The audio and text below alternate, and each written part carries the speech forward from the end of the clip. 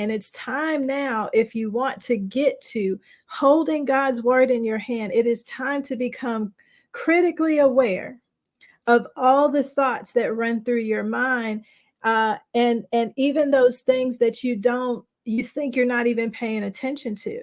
Because here's what happens: the enemy is searching for your agreement at all times. At all times.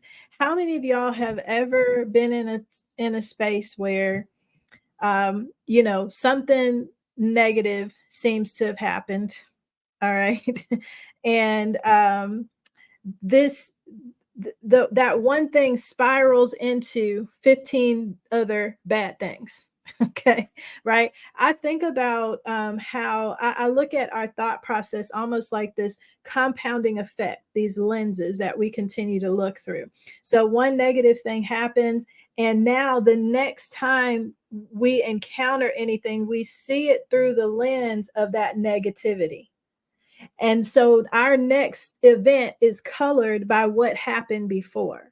And then we pile on that one, and it becomes colored even more so. And what happens, before you know it, there are these thoughts that have been compounded upon themselves. And now the next thing that happens, the next time, y'all ever had somebody, we hear that people say the words trigger.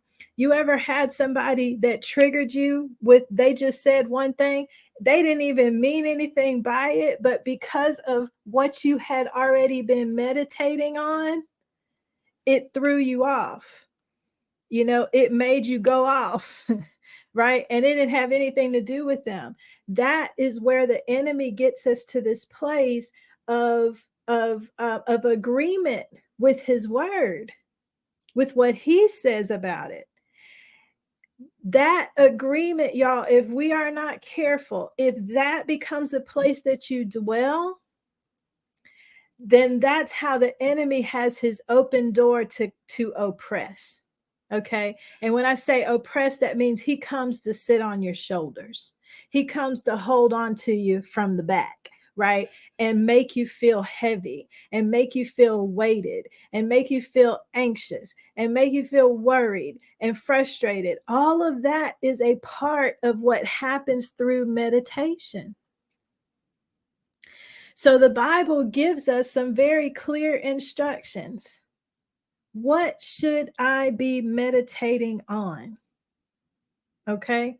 What should my thought process be continually on? We just heard day and night, day and night. Well, that's something that we see. Philippians 4:8-9 answers that question. And it's in the Message translation.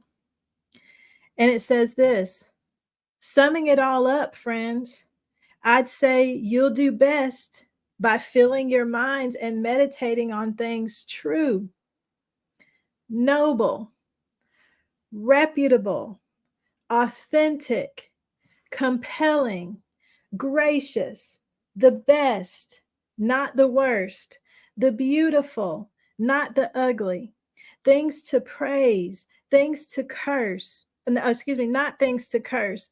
Put into practice what you learned from me, what you heard and saw and realized.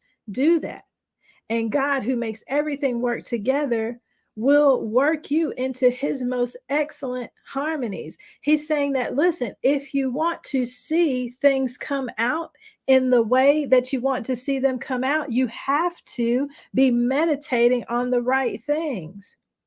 Because again, we just read earlier where what I am pondering on drops down into my soul and will eventually come out of my mouth.